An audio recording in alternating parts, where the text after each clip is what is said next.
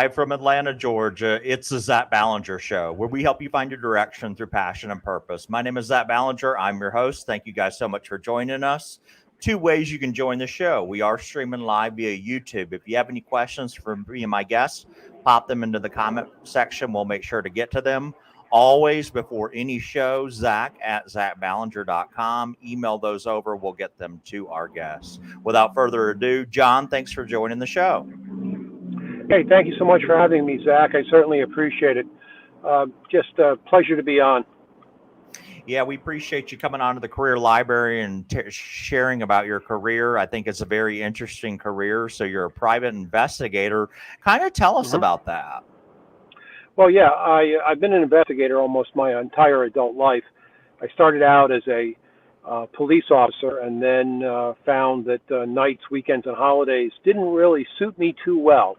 And I still enjoyed investigating. I became an insurance fraud investigator. It was from that work as an insurance fraud investigator that I said, hey, you know what? I can do this for a company or I can do this for myself. So I had enough investigative experience and a college degree, and I applied for my private investigator's license in 1997. And I've been a licensed private investigator ever since. I specialize in, at the time, I specialized in insurance fraud investigation, but then it slowly morphed into other areas where I was able to get a specialty in a few different things. Forensic genealogy for one, and criminal defense for another. And I've got to tell you, 44 years of investigating, half of that time as a private investigator, never a dull moment. I'm talking to you from my car. It's late on a Friday afternoon. Yeah, I had something that I needed to get done, and it's all taken care of now, so I can focus on our conversation. But it's never dull. I can tell you that. I enjoy it immensely. Yeah, thanks so much for sharing that. You have a very interesting career. So let's say somebody's out there and they actually want to pursue this career path. What advice would you give them? What do they need to do to start out? Say they're starting off in college. Sure. College is a great place to get the requisite credits from most states for their licensing to be able to show that you're a college graduate.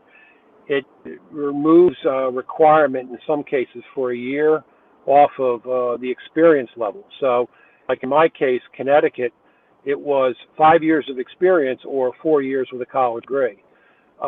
Definitely, I think the areas that a person would spend time on in college for minors would be business or possibly English. Believe it or not, your communication skills are better than the average bear. I went the path of criminology and became a police officer, so that served me very, very well. The experience piece is something that you do either by working for an organization that you are classified as an investigator, or you work for another private investigation firm, and a number of requisite hours in order to then qualify for your own license. But it's to become your own boss. That's to become, self-employed. There's plenty of opportunity to work for private investigators. Many states have private investigator associations, and they have websites where you contact them, go to their annual conferences, go to their monthly meetings. Things are starting to loosen up a little bit now for that to happen. And if you do that, then you get to meet other private investigators and understand what it is that you might want to do. Another big recommendation I make for people that are in this situation when they're wondering about, could they be a private investigator? There's a wonderful magazine. It's in digital form too. It's called PI Magazine. And you'll learn more from one issue of PI Magazine about private investigations than would from talking to a lot of people at the conferences or at the association meetings. Really, it's a value-packed magazine. I am a contributing editor. I do my piece on marketing. So how to survive and thrive in marketing. But I'm not making that as a shameless pitch. I'm saying that it's a great place to learn about investigations. And so, let's say somebody doesn't know what a private investigator is, and Hmm. I encourage them to do preceptorship. So let's say they're going to do a virtual preceptorship with you. I know everybody day's different, but if you could explain, if somebody was riding with you and they got up from the morning till night, can you walk me through a day in the life of a PI? Sure. As a practicing private investigator on the fulfillment activity, that is doing the work that you're required of a client, anywhere there's an intersection of people and or money and problems, there's a need for a private investigator. You could be going to the courthouse to do record searches, which aren't necessarily available online. You could go to municipalities to get information out of the municipality that is sitting in repositories. Much of my work is knocking on doors and talking to people who are either witnesses or have knowledge about an incident and can give you further information to help you with your client's case. There's times when there's a question of whether or not something is actually happening or not happening, and they might require the need for surveillance. And surveillance can take place in terms of a manned surveillance or an unmanned surveillance, where cameras alone set up in a place where they're permissible would be able to record the activity going on. There's times when you'll be going to police departments to pick up police reports, dropping off subpoenas either at facilities where records are kept or on actual individuals who drop what we say dropping paper on an individual. A 12-hour day is not uncommon, where you run from case to case to case to case to case, and you better know what your case it's in your case files. You better know what your investigative objective is for every individual case, and it's a matter of executing. It's a matter of doing this so that you get the information that your client requires. That would be. It's not boring by any stretch of the imagination. It's for me doing the job well, whether it's simple as serving a subpoena or doing a door knock for a witness. There's an opportunity there to be the best you can possibly be at doing that and getting the information that your client needs. What do you love about your job? The variety, obviously. Every day is a little different. I could be working on a criminal exoneration case. I could be working on a perjury case where I'm finding the facts that help my client attorney get the money they need for their, dead or the estate of the dead person that died as a result of a horrible accident, or quadriplegic that is now forever permanently disabled. Those type of things are very, very rewarding in terms of finding the true facts of what happened. There was a time when I was a forensic genealogist where I located estates where people had died without a will and not all the known heirs were known. I knocked on people's doors, and I had people all throughout the world knocking on doors, letting people know that they were an heir to an estate, that there was money that was theirs by the fact of their lineage to the decedent. And talk about very fulfilling there. It's like they've hit the lottery and they didn't even know it. So, and there's also a sense of gratification from doing the job very well. There's an art and science to investigations, and it's really a craftsman's job. And the better you are at it, the better results you get, and the more your clients want to use your services. It's one of those wheels that continue to turn once you get it growing. I forget what the name of that is, but you know what I'm saying. Yeah. Yeah, and I think for your job, it's really appealing on the surface. It sounds fun and exciting, a rush of adrenaline. But on this side of the aisle, there's always the glamorous parts that people come on the show, whether they're an actor or a ballerina, and it sounds great, but there's got to be some difficult things about your job. Can you talk to some Yeah. of the difficult things that you go through? Yeah. what the movies portray is not the case whatsoever. Um, Many of the things that do in the movies are illegal and will get you in trouble, and you'll lose your license and you'll lose your livelihood. So let's just dispel that right off the bat. Uh, Sitting on an 8-hour surveillance with a weak bladder, not exactly a fun time. Day like today, in southwestern Connecticut, as we're talking, 85 degrees with a 85% humidity. It's not the kind of day that you want to be sitting on a car hoping to glance or glimpse something taking place. That's a lot of what private investigators do. Long surveillances with maybe 5 minutes of excitement when you have to lift the camera to record the most important shot that your client's been asking for. Paperwork, never any fun. Doing reports, but if you keep on top of your reports as you're doing your work, keep a tape recorder handy and use a transcription service or use transcription software, you're able to stay on top of your reports. I think for an owner of a company, there's always needing to know where you stand month to month, budget versus actual. You need to know quarterly where you stand so that you know what your tax liabilities are for federal and state withholding. In our state, we also have a sales income tax, so we have to make sure that each of the invoices are invoiced properly, so we're paying our proper state income tax, state sales tax. Yeah. So and then there's those situations where you might be in a criminal case where you have to review thousands of pages of discovery. Well, I can't tell you it's not like reading a Grisham novel, I can tell you that. It's very, very difficult sometimes. Some of the handwriting is in cursive. Some of it's in, handwritten, photocopied documents that are now digitally produced in a PDF. Not the easiest thing to read sometimes. And you have to try to make sense of it. And in there might be the what you're looking for to be the answer that you then gives you the leads that take you to the next place where you can possibly exploit a weakness in the state or the Fed's case. So those are some of the unglamorous parts of the job. Every Saturday morning, 2 hours for the last 22 years, either myself with a bookkeeper or myself will do the books for the day.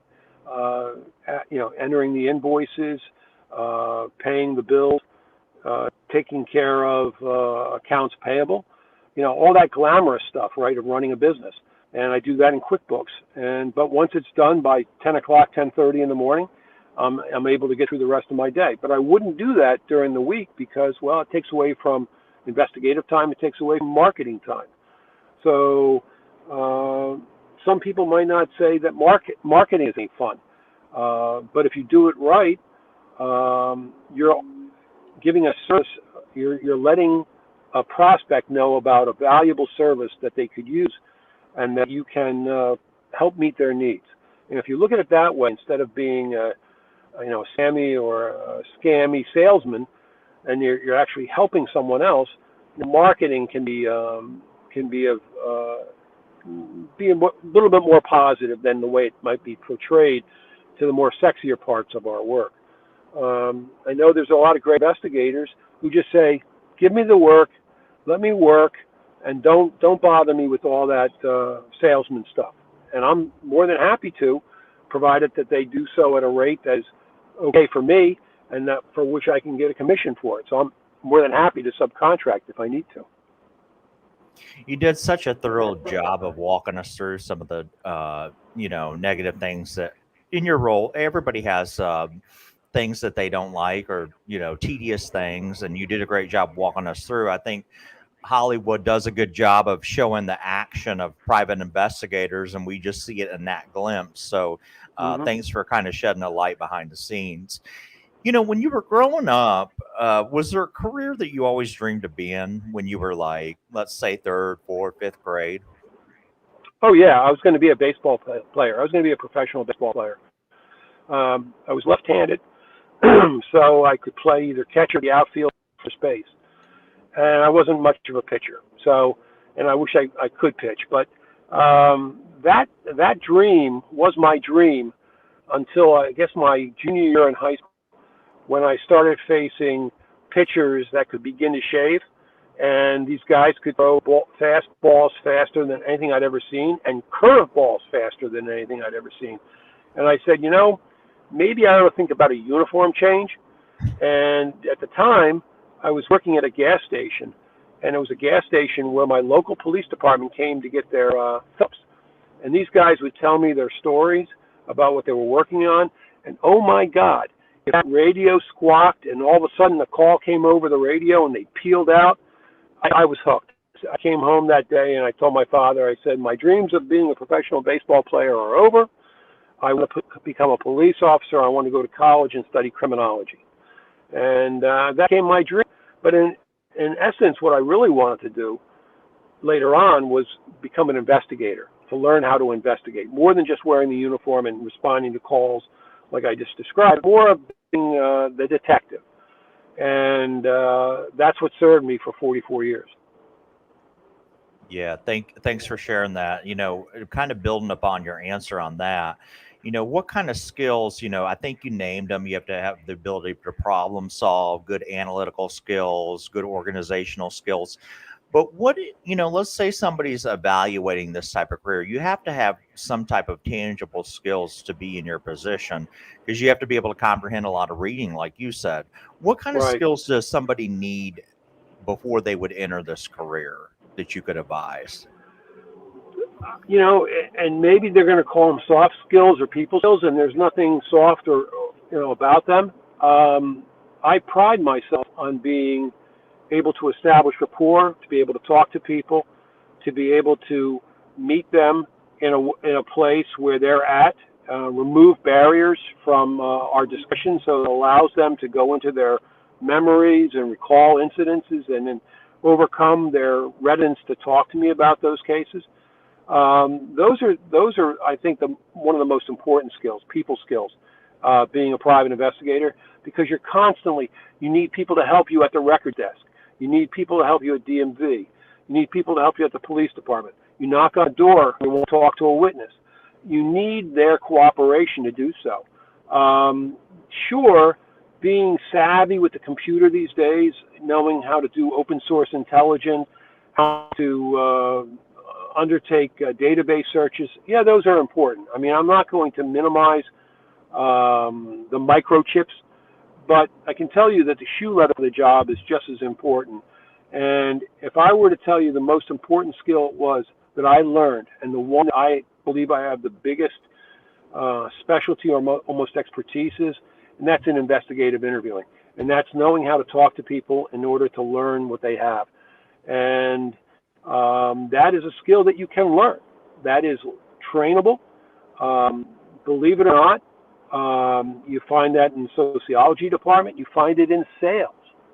You find that in other occupations where you're talking to people and having to gain information. Gotcha. Thank you so much. This has been so helpful. And we did have a few questions that come in. Before we get to that, though, tell us where people can find you. What have you got kind of going on in your world? Well, there's two places, actually three, but Hoda Investigations is the company. Hoda Investigations, HODA investigations.com, and there's a place for contact there. Easier is my name, johnhoda.com, JOHNHODA.com. And that's where my second career is taking off, and that's where I'm having a lot of fun writing crime fiction. So the apple doesn't fall too far from the tree. I'm writing about detectives, I'm writing about investigators, and that's where my fiction writing comes in.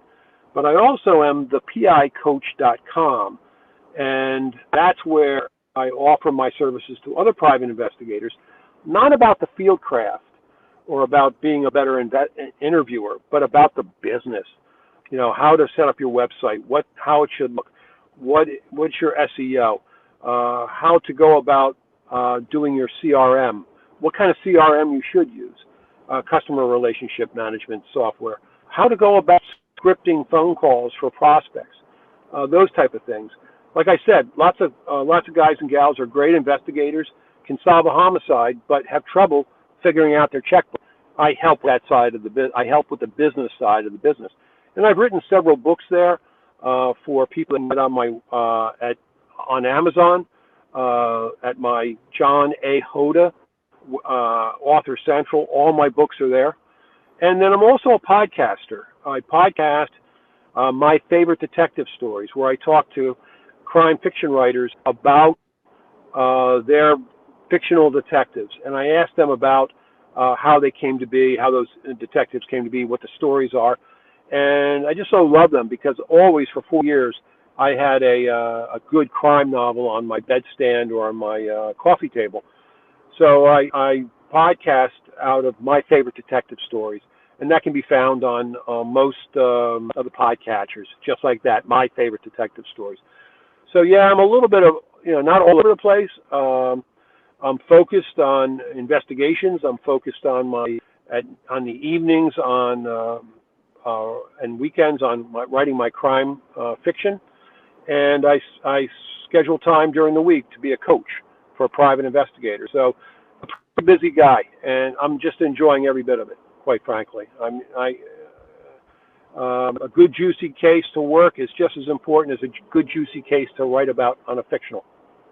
It's so neat. And so if you guys are out there listening, John's kind of offered a wide array of portfolio items. Number one, he has his podcast where he does fictional stories. So check that out at johnhoda.com. You can follow his social media links there too. If you want a private investigator, who knows? You may be listening, you may need one, and you're in that Connecticut area or anywhere else, just hit him up on johnhoda.com. And finally, he does write fictional books. So if you're interested in that type of genre, I know a lot of my audience out there reads a lot of fictional books. I try to get them to read nonfiction, but always balance it out with some fun in the fiction category. So, John, let's. Oh, true. Yeah, go ahead. No, that's true. And the other thing too is, you might be in Oshkosh, Wisconsin. I know an investigator in Oshkosh because I belong to two international investigation associations. That if I can't help you, I know somebody who can. So, and also guide you how not to get screwed by an unscrupulous private investigator. And 10 or 15 minutes of my time, more than happy to help your listeners with that. They just mention Zach Ballinger, and you're there. Awesome. Thank you for that. And then finally, if you guys are maybe, who knows, you may be starting in private investigating, you need a business coach to grow your business, John's the guy to go to. So some of these questions, just real quick, we'll get to them, John. Some interesting questions, obviously. One of the first questions is a private investigator in criminology the same as a bounty hunter searching for criminals? There are similar skill sets in trying to locate people, and you have to utilize the databases. You have to find family members. You have to find prior associates, that type of thing. But the fine part stops for a private investigator where the bounty hunting begins, where you need to lay your hands physically on the person. And there's a whole skill set to do that so that you can get up the next morning and go out to work and not get shot, knifed, or somehow otherwise hurt in the process. So the bounty hunting is a little bit more rough and tumble, and you have to learn how to make it less rough and tumble. And I don't have those skills. I will not do a repo, and I will not do a bounty. Because I realize I'm dealing with people that do not want their property to be removed from them, and they do not want their freedom, however fleeting it will be, to be removed either. So no. Gotcha. And the next question is of similar nature. What's the most dangerous situation you've ever found yourself in as a private investigator? Yeah, the most dangerous, I would say, I was on a surveillance doing a bodily injury surveillance. That means that an insurance company had contracted me to determine whether or not a guy was as injured as he said he was. And unbeknownst to me, I was parked in front of a house of a psychotic individual with a handgun. And he confronted me. Ooh. And I was fortunate that I was able to diffuse the situation and get the hell out of Dodge. But I had no way of knowing that the house I'd been sitting in front of for hours on end was somebody whose elevator didn't quite go to the top floor, if you know what I mean, and also possessed a handgun. So it was a dicey situation, scary as all get out. But I told him, I said, hey, this camera's all about that guy over there. I didn't care. I blew the surveillance, and I'm trying to determine whether or not he's as injured as he says he is. Do you know the guy? Do you know who I'm talking about? He drives that car. And I started doing everything I could to deflect from the gentleman who was not altogether with it at my window. So yeah, that was probably, I would have to say, the most dangerous situation I was involved in. You know what? Serving subpoenas it can be dangerous because you're walking into a situation where somebody doesn't want the pay that you're handing them. And it might mean for a divorce, it might mean because of some type of a criminal action, it might be for something that they just don't want anybody there. And you're on their property, you're knocking on their door, and you don't know what's going to happen when that door opens up. So we're always careful about how we do this. We try to do it in the daytime as best we can. Always try to have a camera running when we can, which also records audio. And we just try to be as thoughtful as we can in that situation as well. So Wow. I gave you two. Thank you for the story. That's something. Last question that we have time for. It says, do you work a lot of third shifts because you're surveilling people at night? No, actually, third shift I call midnight to 8. And usually, if anything requires you to stay on a surveillance past, the normal hours, which are daytime for bodily injury or workers' comp cases, and evenings for fidelity cases. If anything goes past midnight, it's because you're actively involved in the surveillance that you're actually, doing what the client needs you to do to try to get the information. Anything goes from 12 to 8 in the morning or 11 to 7, very, very rare. I've only had a few of those situations, and I go into detail, but I won't. So no, the answer is no. It doesn't really happen. Rarely happens that you need to be out and about on the graveyard shift. Can tell my audience has watched a lot of movies. So thank you, John, so much for coming on the show. This was very helpful, very engaging, and we learned a lot about this career path. We thank you for giving back your time, for putting this into the career library, for if anybody that eventually wants to do this career, you served as a great resource. Well, thank you so much. I really appreciate it, Zach. Guys, thank you so much for your questions out there. Till the next time, this is the Zach Ballinger Show.